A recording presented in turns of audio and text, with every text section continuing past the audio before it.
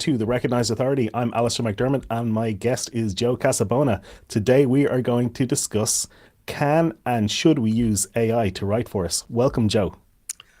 Thanks for having me, Alistair. I'm excited to talk about this. Joe, you are somebody who's been on the show before. You were on, I think it was episode 36. Yeah, episode 36, back in October of 2021. So 2 years later, Wow. we're here again chatting. And so you have ruffled some feathers with what you've been saying about AI on LinkedIn, and people are blocking you and stuff like that because you're really poking folks. So can you tell me a little bit about what you said about AI, and let's get into it.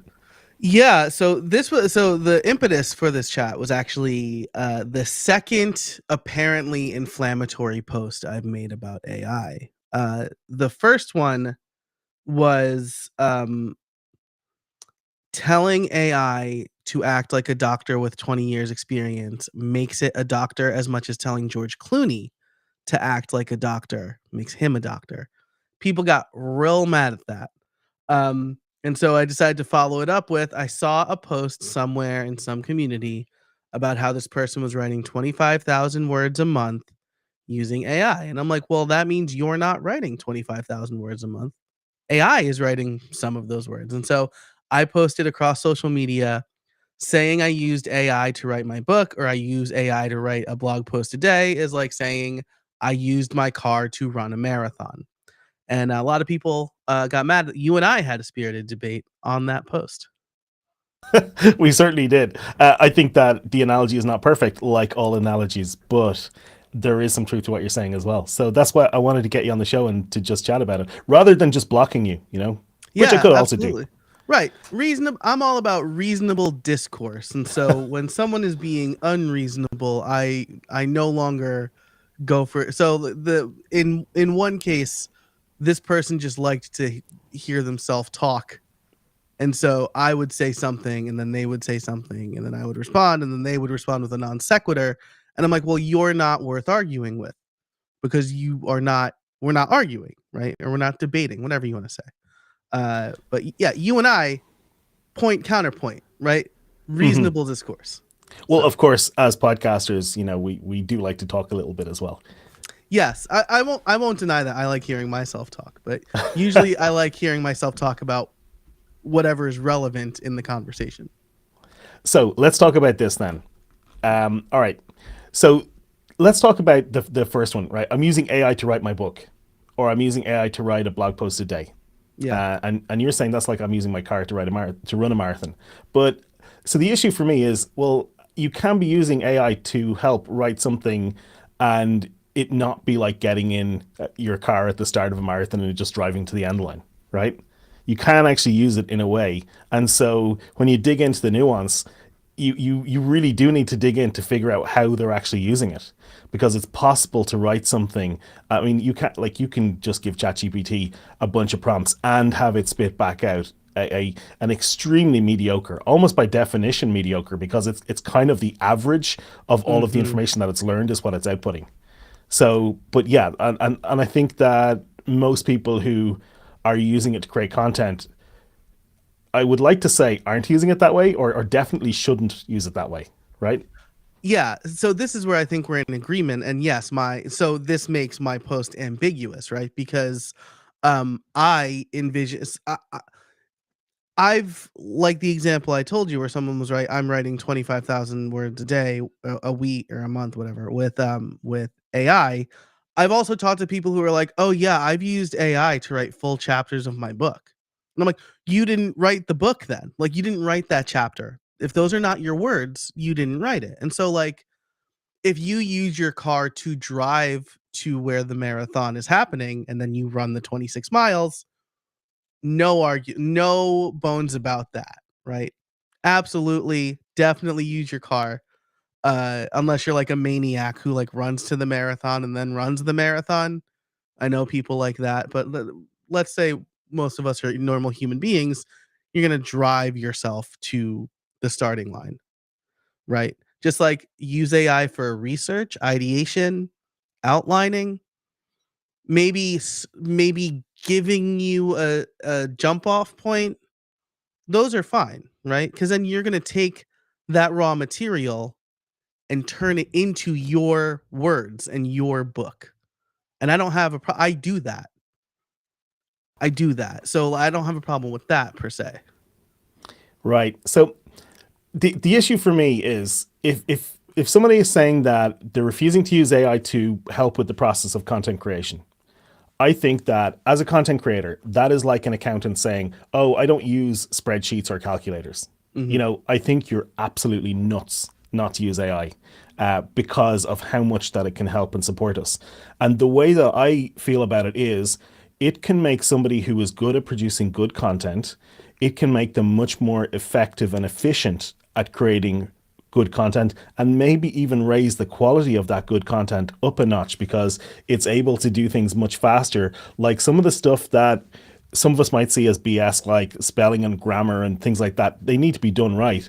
But, we don't like to be, going around fixing that kind of stuff when we could be writing a new chapter or coming up with new ideas. So that's where it is for me, is like, I think you're nuts if you're not using it for that. Yeah, agree wholeheartedly, right? I agree wholeheartedly with that statement. In fact, I have a course on LinkedIn Learning called Generative AI for Podcasters. And I talk about everything that you can use generative AI for.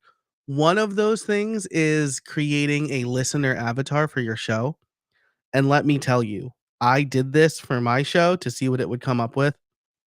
And if I didn't know AI generated it, I would have thought they were describing a real person. And so that gives me clarity for who I'm talking to, especially in the beginning, right? If I don't have an audience, I need somebody to talk to until I build that audience. And so I agree wholeheartedly with that statement. I used AI this morning to write a press release because I don't think I can write press releases, and I don't know, maybe they're just more factual than blog posts. And then like I'm having a friend punch it up for me to make it not sound like AI. But I wouldn't say I wrote that press release, right? I would say I used AI to write a press release. You see, now we're getting into semantics, and Yeah. I hate when these arguments get into semantics. Now, I think when I see AI creating stuff like, and I'm going to read something that AI wrote. So, are you ready to unlock the clandestine power of AI and delve into a realm of endless possibilities? In the modern digital landscape, staying ahead is the new normal. Unlock the secrets of. And I think that is such BS. That is just crap content. And Right. I hope you didn't get any of that in your shoes. I mean, you can use AI to write good content that doesn't sound like that. And that's where I worry, because I see a lot of people using it and creating rubbish content, and then I see people saying things that sound like don't use AI. And that's my concern, is like, well, yeah, do use it, but use it in the right way. Use it judiciously. I think we both and we kind of came to this conclusion ahead of time, right? I think we both are closer in our beliefs than we initially thought, right? Hmm. There was another person who commented saying like if my audience can't tell the difference between what I write and what AI wrote, why am I going to waste my time? And I very bluntly said that's a problem with you, not your audience. Like Yeah.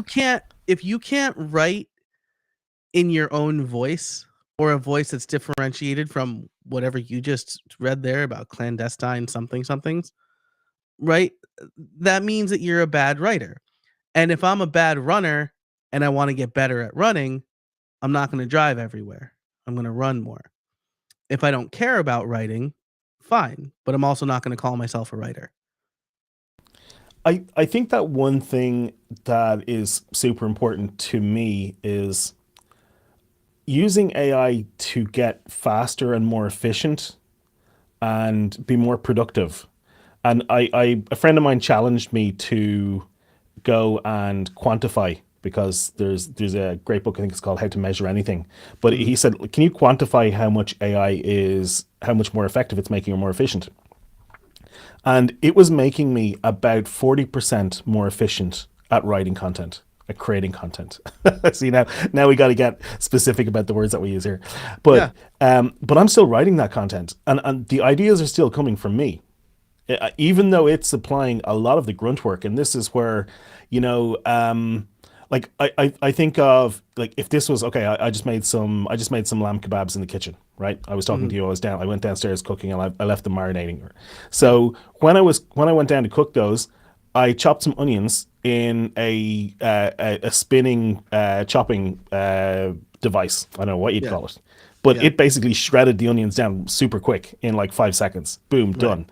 I wouldn't have made it back in time for this call if I had done it manually. Right. So, so is that to say I didn't cook that meal? You know, so no, it's just I used a tool that made me more effective.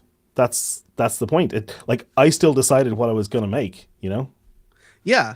But I think right where we are differing in our analogy is my analogy was more like you going to a restaurant buying lamb kebabs and then saying I made these, right? Yeah. Okay. Right. Yeah. That's Yeah. my rub. Yeah. The other issue that comes into this when it comes into like writing and creating content is there is a learning process that occurs in your brain when you write because you have to formulate the thoughts and put those thoughts together. And this is where I could see it potentially being dangerous for people who are not experts in the field because if they're using AI to generate and to write for them, they're not going through that learning process where they're actually putting the ideas together in their head. And I think another friend of mine said something like, editing is learning or editing is thinking. I can't Hmm. remember something like that. It could be Jonathan Stark or something like that. But Yeah. the idea is, you know, if you already have great ideas and you've thought a lot about your topic and you've written about it, then using AI can really speed up what you're doing.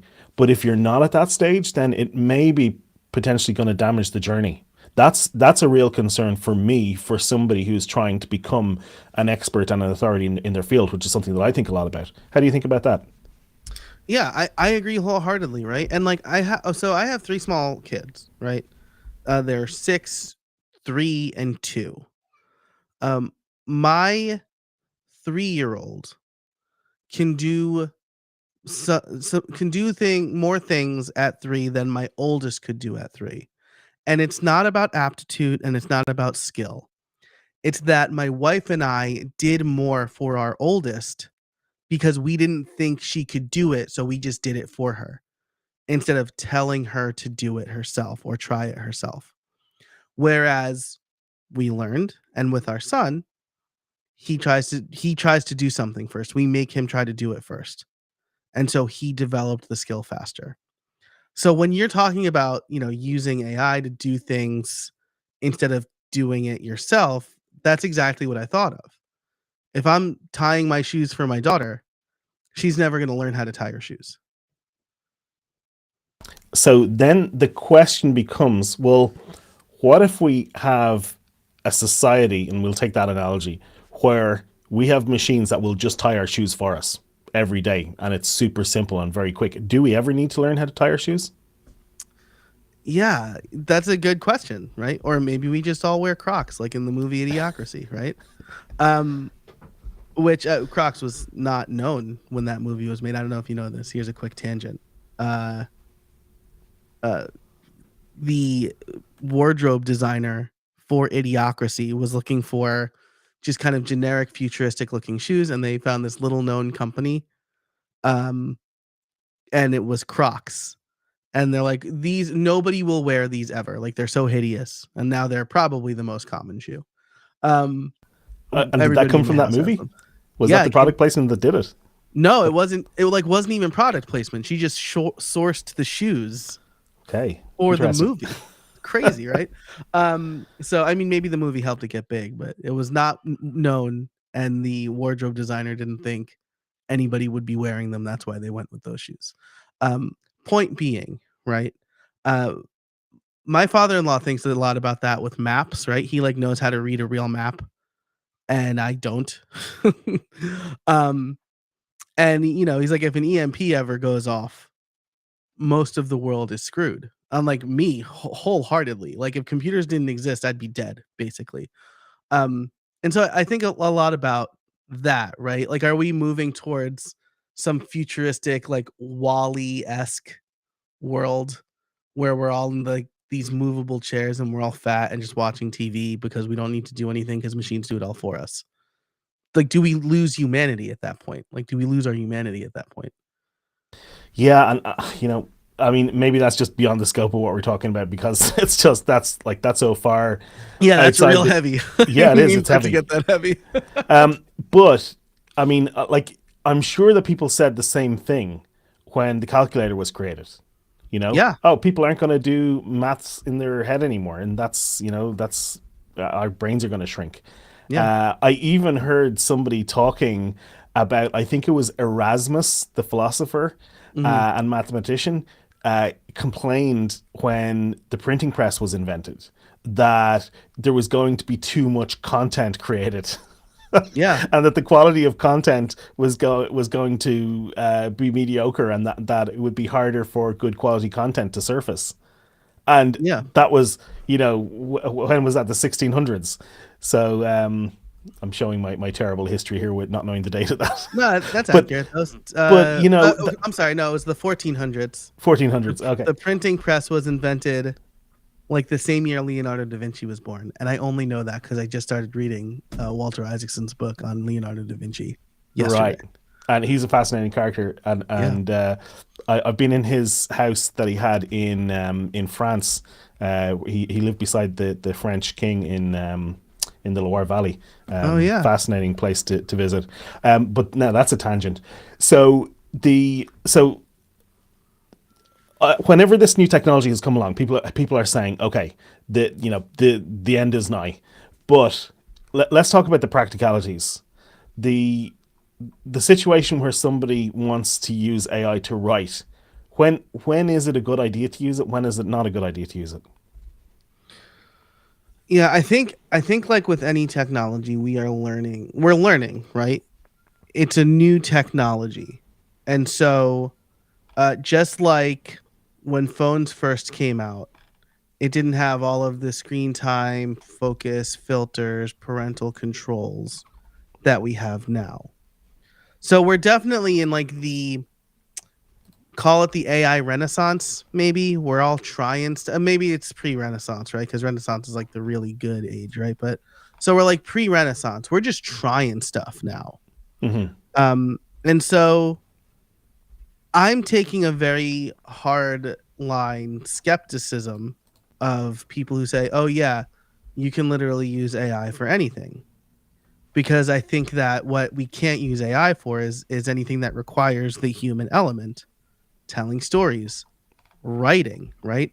If I just want here's an example, right? I tried this, right? Because I'm not just like someone who says don't do it and I'm not going to try it. I'm going to try it. So I wrote a primer for AI. So I prompted ChatGPT 4 and I said, write me a 700 word blog post basically explaining AI and large language models. And like, obviously, it got the facts right. I knew the facts already because I had done my own research, um, or done my own reading on the topic. But it was just like a flat telling of what AI is. And so I had to punch it up. I talked about Star Wars and I added my own personal anecdotes. And what I kept from that blog post was basically like two bulleted lists of like what large language models are and some ideas that you could use for them. Did I did I write that blog post? I wrote, I don't know, 90% of it. And so would people read it if I just took what ChatGPT gave me and published it? I don't think so because there's no hook. There's nothing that grabbed me. Um, So what if you asked it to add a hook? it still wouldn't be my hook, right? Like it would be But then like you can say, I don't like that hook. Give me three other options. What about using a hook that does something else and suggest one? it's still not me writing it, right? It's still not my voice, right? And Well, you so see that's the question. I mean, you can like the way that I use it in a very iterative way. mhm. So I'll get output, and I'll say, I don't like that call to action. I don't like that opening hook. Suggest me another hook, or use this as a hook. And am I not then writing it? No, I don't think you are. You're telling someone else to write it. ChatGPT is basically your ghostwriter. Yeah, so I mean that's the question, and like I think there becomes a line, and I think that this is a spectrum where if you iterate on something enough times and ask for enough changes, that it becomes your words. I mean, it has to. But they're not your words, right? Well, well, It's I don't know about that. it's I mean, if it's you someone say, else's words that you extracted from the large language model. yeah, so I mean the I mean I guess this is where we disagree, because I think that at some point, like it's a question of what are you feeding in, like what are the Mhm. instructions and how detailed are those instructions you're feeding in terms of asking it to generate something. Because some people will feed in a one line prompt, some people will feed in a 10-line prompt, some people will feed in a 5-line prompt and 3,000 words that they've already written generated somehow. For example, both of us probably generate a lot of words through podcast transcripts. So we could take the transcript of this conversation and I could say, just pull out Alastair's side of this conversation. Now go through Alastair's what Alastair said and summarize that. Give me a detailed summary of that. Now write that as a blog post. Right? Are you saying that's me writing that or not writing that? No, I wouldn't say you're writing it. I would say it's your words being used, right? You see, that to me sounds like semantics because But it's the to, difference between like a biography and an autobiography, right? yeah, I guess maybe not going to we're not going to agree on this, because I think that having a biography, I guess it's kind of like maybe it's an authorized biography where the person is standing over the shoulder of the writer and saying, "Hey, yes, I do," or "I don't," Right. But Yeah. um, Right. Isaacson interviewed. He didn't interview Steve Jobs or Leonardo da Vinci, obviously, but he interviewed a bunch of people who knew him, and then has footage and all this, and put something together for the Steve Jobs book. We'll say. mhm, I wouldn't, even though a lot of those words are probably Steve Jobs and it's his life. I wouldn't say Steve Jobs wrote that. yeah.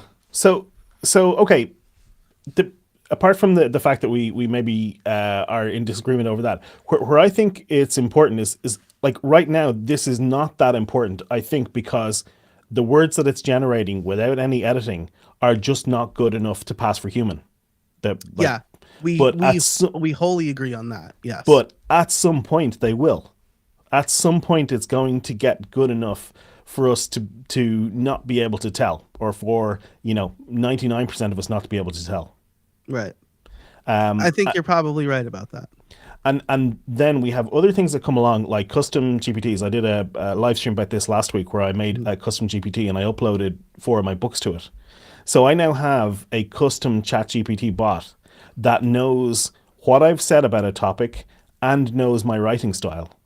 So if I then say, give me a blog post about this topic based on what I wrote in that book, it's able to create a new blog post that kind of synthesizes the ideas from that, and it's going to be in a fairly close. It's still not going to be perfect, but it's going to be fairly close to what I said. It's gonna be, yeah, it's gonna be fairly close to what you said, but it's not gonna be what it might not be what Alastair in 2023 would write. Hmm. Because since you wrote those books, I know one you just wrote around this time last year, but those previous books will say Hmm. you were a different person, right? Some people say that we change every 2 years, right? Like Yeah. you look back at yourself 2 years ago and you feel like you're a different person. So that's where AI and Chat GPT will always fail, right? It could have all the words I've ever written, but when I'm 40 years old, 2 years from now, I'm gonna have a preteen and two other small children, and I might be living in a different house, and I'll have a bunch of different life experiences that I will use to relate my ideas to other people. And so I think I want to say this thought before I lose it, because when you were talking about prompting and iterating, I think that's the difference between like being a visionary and being the actual worker, right? Again, well, I'll just use Steve Jobs again, I guess. Steve Jobs was a visionary for the iPhone, but no one would ever say he physically made the iPhone, right? Because he got it, he tested it, a bunch of people provided feedback, and the Hmm. iPhone that came out was from innovations from engineers, and it was really the first thing of its kind. To take this example one step further, you saw a lot of copycats after that, right? That weren't as good as the iPhone or whatever. Pick your favorite phone, I guess. Um, weren't as good as the iPhone, but were imitations based on what they knew about the iPhone. So I'm maybe pulling together an analogy here. Hmm. Um, that's kind of half baked, but I think it's kind of the difference between like the visionary doing the work and then like copying the original work. Yeah. So that I guess I'm still trying to figure this out because, for example, when I drive, I Hmm. sometimes narrate and record or dictate. Yeah. And quite often I will do that into the Otter app on my phone. Okay. So I Otter use Audio AI. Pen. Yeah. Yeah. And so what I'll do is I'll record some stuff in there, and I'll like that might be an idea for a blog post, or it could be for a podcast episode, or just something about my to do for the day. But quite often I'll take that text and run it through ChatGPT, and I'll say, clean this up, give it to me in bullet points, or give it to me in the form of a table. I asked it for that today. I was looking at updating a product, and I said I want you to give me the new pricing and the new product features in the form of a table.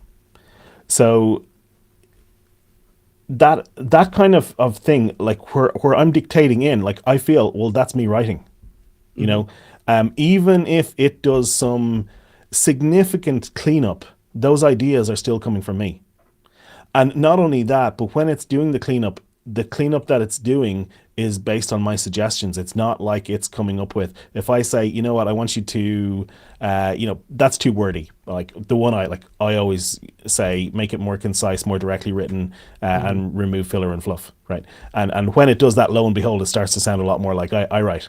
And I don't know if that's because of like I write more tersely because of an engineering background or whatever, but I tend not to write in that kind of way where it's quite wordy. So but I feel like I am writing when I give it those instructions, because what's coming out is my ideas in my voice sounding like me, and has been edited by me, maybe through an iterative editing process where I talk to the AI. And by the way, quite literally, I mean, I use ChatGPT on my phone where I Hmm. use the voice dictation input feature. So quite often I'm actually having a conversation literally where I'm speaking to it. And yet I feel like I'm writing that. And I think that maybe this is a semantics thing. But, do you disagree with me? I well, they're definitely your ideas, right? I would when I do this with Audio Pen, right? And maybe I'm not using the right tool, right? Um, I never feel like what it comes up with is suitably me, right? It takes what I say and it turns it into some language. And if it's just like a social post, like maybe I don't care. Maybe I'll just throw that up. But I have very rarely felt like what I got back from an AI was something that I felt I couldn't have done a better job writing or editing, right? And so this is obviously very subjective. Um I think that I think that if you are dictating the words, right? This could be semantics, right? If you listen to a bunch of books on Audible, are you reading those books? Right? Or like you're cheating a little bit, right? Cuz like you can listen to it at 1x and you're hearing it faster than you're reading it, and maybe you're not comprehending it as well either, right? So um like I think that we need to consider what we're losing with the shortcut. And so if you're dictating and iterating and you eventually get something that's good, what have you given up to get to that point? I think that's Yeah. probably I, and I, that's I going to be guess different for everybody. so right to take the argument, you made an argument which is effectively the output that I've seen so far isn't good enough. Now, my counterpoint to that is that's irrelevant because at some point soon it will be good enough, whether that's ChatGPT 5 or GPT 4.1 or whatever. At some point, that output is probably going to be good enough for, 99% of uses. Now, I think that, there's always going to be the last 1% that it's never going to that it's never going to get to in terms of quality of output. Now, what I'm talking about here, by the way, is in writing style. I think that in terms of actually formulating and having new ideas and synthesizing new ideas from nothing, I think that that's that's not generative AI. That's not, ChatGPT and those models. There might be some other type of AI that comes along and can do that, but that's not really what we're talking about here, right? Right. Yeah. In this moment, right, the thing I'm running with now is you talking at an AI, it Hmm. coming up with some writing, and then you iterating over that writing. Yeah. I think you're probably right, right? Especially with these like these custom GPTs, I could feed one. I've been writing on the internet for 20 years, Hmm. right? Now, the way I wrote in 2003 was very bad. So maybe I give it the last 5 years of me writing. It's probably gonna do a pretty good job, a pretty decent facsimile of how I would write something, right? And I still wouldn't say I wrote it because I didn't write it, Hmm. right? It's I covered the 26 miles, but I didn't run it, so I shouldn't be celebrated for it. I think that's the big thing, right? Yeah. And so for me, if I dictate for an hour as I'm driving on a topic, right? And let's say I dictate, an hour is about like 10 or 12,000 words, something like that, maybe. Hmm. Maybe not that many, but in somewhere around that. Right. And if I dictate for an hour about a topic and I come up, but let's say it's 8,000 words, Yeah. and then I put that through generative AI. I mightn't go through ChatGPT, it might be too much for that. But I boil that down and I clean that up and I use it to reformat it and put in the nice headings and things like that. My argument is I wrote that. Those ideas came from me.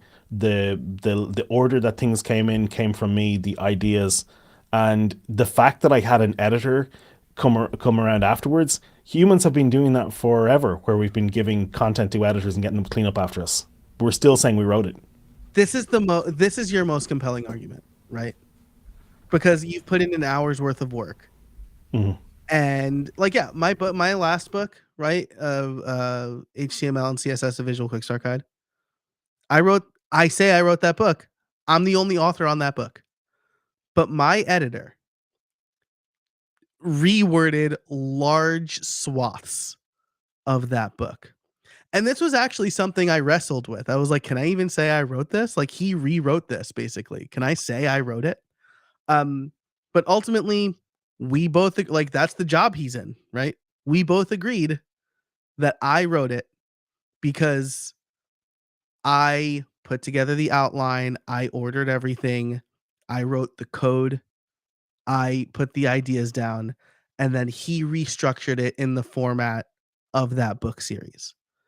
And the other argument there is if you hadn't done your part, then your editor could not have done their part. You're right. He would not have been able to do his part. Hmm. And Right. and Yeah. and so the issue right now is I think that what we are creating with AI, for the most part, if you're an expert in your field, what you are going to create with AI is going to be vastly different than somebody who is not an expert in the field, because they're not going to know when it gives you some sort of mediocre, bland output that isn't good enough. Right. Whereas an expert will look at the output and say, actually, it's missing something really fundamental or something that I feel is fundamental to my distinct point of view on this topic. Yeah. And Yeah. once you add that, then I think you've got something valuable. And then it then goes to the kind of like the value pricing versus hourly pricing discussion, where and just to summarize that really quickly, that argument is you shouldn't bill hourly because it shouldn't matter how long something takes. It should matter how valuable the output is to your client. And in fact, like for example, if I'm editing a video for somebody, let's say it takes me 2 hours, and I'm able to find a tool that lets me do it in 1 hour, should I continue to do it the slow way and charge them twice as much? And that's where the ethics of hourly billing come in. And that's why Jonathan Stark talks about that on his show, Ditching Hourly. But so in the same way, like, should we avoid using these tools that help us to do these things much quicker? I mean, I think that there's a connection between those concepts. So I haven't articulated that very well, but I think that that the like we shouldn't necessarily have to do things the slow way in order to claim the value of the work. It should be about the value of the output, and is this good output? Not did you write this or did you run the marathon manually? Like if it depends on the goal, right? If the goal is to run the marathon in order for to have the achievement of the health and the fitness, then that's one thing. If the goal is to get 26.12 miles, Yeah, whatever, 26.1. Yeah. 20, if the goal is to just travel A to B 26.1 miles, then yeah, if we can, if we can use a jetpack to get there, we've got there in the end. So that's all that matters. That's my argument on that, is like it's what's the 20, value of the output. 26.2. Okay, I really should know this. I volunteered at Dublin Marathon 2 weeks ago. So there you go. Anyway, so for me, it's like, what's the value of the output, and is the output, and then I guess the argument is, who are we talking about the value to? Are we talking about the value to the consumer of the output, or to the creator of the output? Because then it brings back in the issue of learning from the writing process, right? And that wraps back around to what we talked about at the start, learning from Yeah. writing. Yes. And I think you're right. Again, like if your goal is just to cover the distance, do whatever you need to do to cover the distance, right? But I don't think just covering the distance should be celebrated. I think this is really where I'm at, right? If someone's going to wear the badge of honor for doing a marathon, for running a marathon, then they need to run it. Just like if somebody is wearing the badge of I authored this book, right? Then they need to, let's take your dictated example, right? I will cede this point to you. They need to get all of the ideas down. The book needs to be fully their ideas. They can't say, ChatGPT, I'm writing a book about podcasting. Chapter 1 is how to start a podcast. Write that chapter. And then slap their name on it. This is I am unmoving in that opinion. Okay, so what about, they say chapter 1 is going to be, how to create a podcast. Here are the 5 sections I'm going to have in this chapter. Can you think of anything I might have missed? That's ideation, and I think ChatGPT or AI in general is great for that. Yeah. And so what we're talking about then, like, see, there's a lot of nuance to this, really. There's a lot of nuance to this argument. There is. Just like, I mean, like, nothing's black and white, right? Like, but there is, right? Am I cheating by wearing running shoes in a marathon? No. It'd be crazy to run barefoot. Do you know that there are running shoes that have these kind of compressed blades of carbon that actually make you run faster? That cost lots and lots of money, but that... Oh, no, I didn't know that. Yeah, they've helped them break the 2-hour mark on the marathon. Kitto runner, yeah.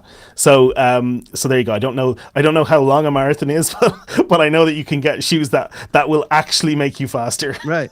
Yeah. Well, it's just like, in baseball, right? Is taking performance enhancing drugs cheating? Like, right. Can you say you hit those? You still have the mechanics. I don't know. Yeah. Yeah, and yeah, okay, that's a whole that's a whole. I guess are we using performance enhancing AI? Yeah, exactly. So yeah, I would say for your example, like I use ChatGPT for ideation all the time because I'm just me, and that's what it's great for, right? Because it has all of this information at your fingertips. So I think that example is great. You're essentially in training mode at that point, right? Well, then the next beat this analogy to death. Then the next step there is so we're using it for ideas, and then like are we using it to what's the word?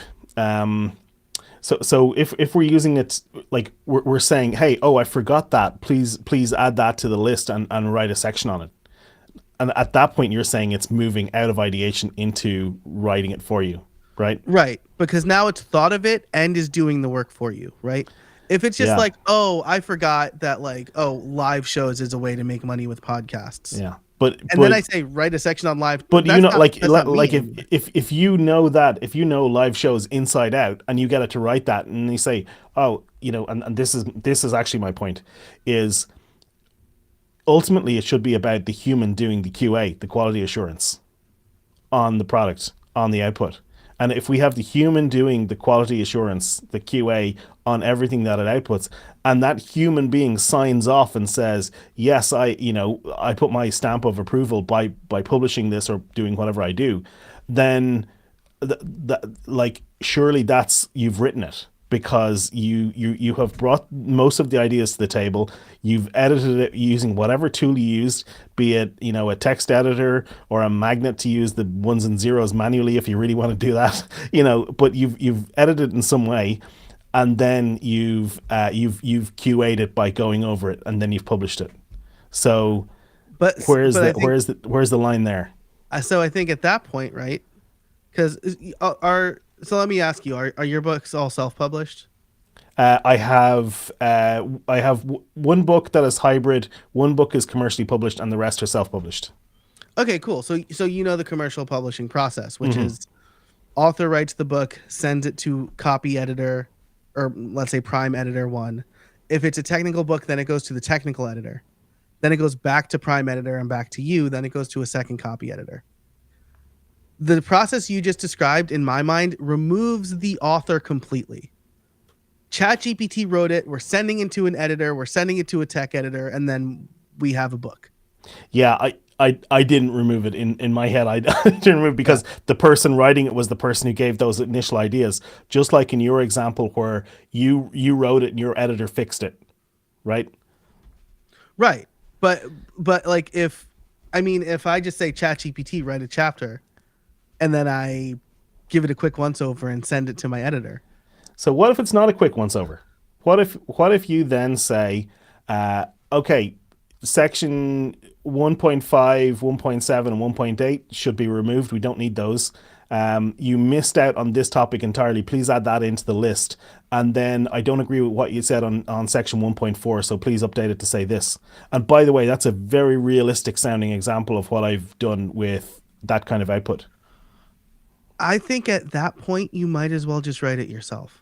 Well, you see, my argument is no, you shouldn't, because then like that's like going to the farmer and saying, hey, get out of that tractor and here's a spade and do your entire field manually. It's so much quicker not to do that. I think it's I think that's a different knowledge. This is the hard part of what we're doing with our real world analogies, right? Hmm. Knowledge work is very different from manual labor. With knowledge work, it is our knowledge that is the work. And Hmm. so like by saying ChatGPT write something, oh, I don't like these things, change that. I still don't think the human did writing. They just kind of said do that, right? It's the difference between the So I guess it's the visionary and the nuance. worker. It's my argument is maybe the human didn't write it, but they might as well have, because the output, the quality of the output is going to be the same. And that's I where. don't think I don't feel like the quality of the output is the same, right? Because you can't tell ChatGPT, "Hey, to drive home my point here, I want to tell a story about how I refused to record a podcast with somebody who wasn't wearing headphones. Tell that story like I would tell it." ChatGPT could never do that, right? So I think like Unless if you give it the details of the story. unless you write the story for it, Well, you like tell it the story, right? sure, you write it and then it Joe, this rewords is it. going to be super long if we don't agree to disagree. We're gonna yeah we Respectfully agree to disagree here. Yeah, Yeah. I'm going to bring up a comment. We have a comment on LinkedIn Oh from dang. Brian. I use ChatGPT to research the fundamentals of my profession, which is management consulting. In my experience, most managers have never mastered the fundamentals, much like many people, including myself, who never mastered the fundamentals of golf.